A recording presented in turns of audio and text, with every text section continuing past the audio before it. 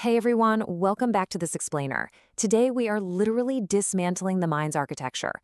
We're getting deep into the brilliant mental physics of TROM, the resolution of mind, specifically focusing on levels 1 through 4.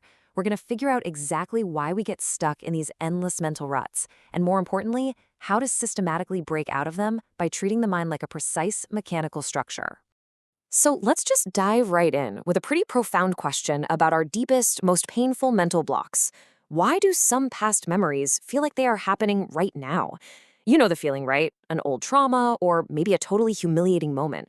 And it doesn't feel like a distant memory at all. Instead, it's this live, heavy weight right in your chest, almost like you're reliving the whole shebang in real time. Well, the answer to that lies in what TROM calls the time stop. See, TROM reveals that trauma isn't just a bad memory, it's actually a frozen postulate. More specifically, it's the collapse of what's called the continue to be known postulate. When that postulate collapses during a moment of intense overwhelm, the event literally freezes permanently in the present tense. It doesn't age, it is mechanically stuck on now. Okay, so here's our roadmap for how we're going to unpack this today. We'll hit 1, the architecture of persistence, 2, the exclusion anchor law, 3, the time stop mechanism, 4, the repair of importances, and finally, 5, the shift from emotion to structure. Let's jump right into section 1, the architecture of persistence, and how trauma actually builds real mass. We have to start with Dennis Stevens. He's the master architect who researched and developed the entire TROM system, and he discovered something that completely flips traditional psychology on its head. He realized that the physical universe does not generate consciousness. It's actually the exact opposite. Consciousness generates the physical world through mental agreements, which he called postulates. The absolutely crucial point here is summed up perfectly in his own words. This universe consists of life and postulates, and that's all it consists of fundamentally. Think about that for a second. Your mind isn't just some messy container of vague emotions. It is building literal, structural mass.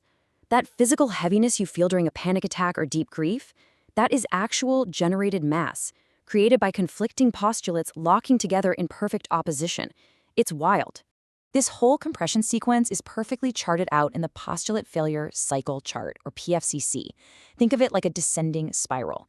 At the top, we're voluntarily playing games. We've got multiple rational choices available to us. But as overwhelm sets in, we drop down the chart.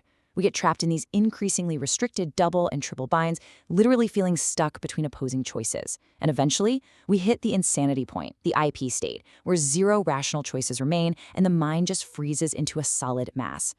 Understanding this exact sequence is absolutely crucial because it dictates how therapy progresses through TROM's earlier levels. Moving right along to section 2, the exclusion anchor law. This is where the mental shield becomes a cage. This law is a massive piece of the puzzle. An exclusion postulate is essentially a mental shield that you hold simultaneously with a games postulate, and its whole purpose is to ensure you are never driven into the same class as your opponent. Let me put that into perspective. If you were ever bullied and you decided, I'm going to hide away from the world so I can never be hurt again, you just created an exclusion postulate. It's a structural shield. But the tragic irony? That shield traps you in a frozen ridge of mental mass. Your brilliant protection becomes a permanent cage. All right, section 3, the time stop mechanism.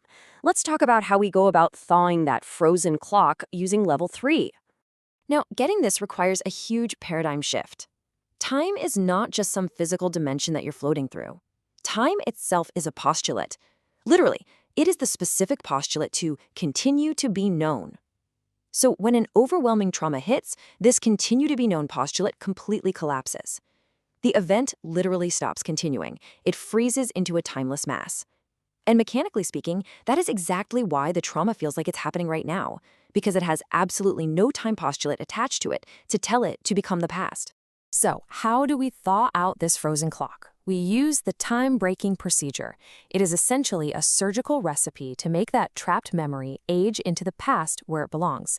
And the steps are brilliantly logical. Step 1, you contact the frozen moment. Step 2, you compare it to present time. And step 3, by doing that comparison, you actually restore the continue to be known postulate. But here's the real kicker.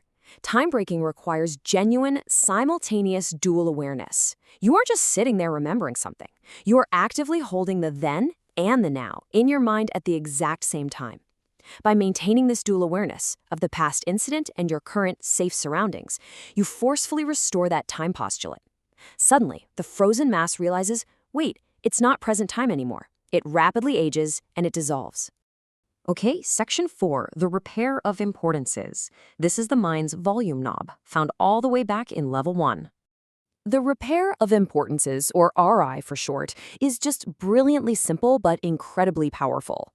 You just run these creative commands: bring something into existence and have another bring something into existence. By repeatedly mocking up creations around you, you prove to yourself that you can generate mass at will. You are literally taking back control from the automatic, reactive parts of your mind. I like to think of RI as a mechanical volume knob. See, these mental masses and frozen traumas, they're glued together by enforced importance. We literally make our problems way too important to let go of. So RI withdraws that forced importance. It dials down the enforcement that's keeping that structural ridge glued together, making the mass so trivial that it can just be easily vanished. And finally, section 5, from emotion to structure. This is the ultimate TROM paradigm shift. If you take away anything today, let it be this: TROM demands a complete shift in how you view your own mind. On one hand, we have the old way, blindly experiencing emotional charge, wallowing in a messy soup of feelings, and feeling like a total victim to your bank of memories. But the TROM way, it's about surgically identifying structural ridges. You are no longer just feeling things, you become an engineer who is actively dismantling a machine made of frozen postulates. It's a real game changer. By adopting this mindset, we completely break out of the trap of materialism. You know, that whole idea that you're just a helpless byproduct of physical brain chemistry. We step right into the true physics of the mind. This is where you realize that you are the master architect. The exact same consciousness that built these heavy, frozen traps to protect yourself, it has the exact same mechanical power to dismantle them, piece by piece. So, I'm going to leave you with this final thought to really ponder. If your deepest, most painful mental blocks are just frozen architectural structures, literally just conflicting postulates waiting for you to reintroduce the flow of time, what could you build if you finally dismantled them? What are you going to create once you unlock the gears of your own mind? Thanks so much for hanging out for this explainer. I'll catch you in the next one.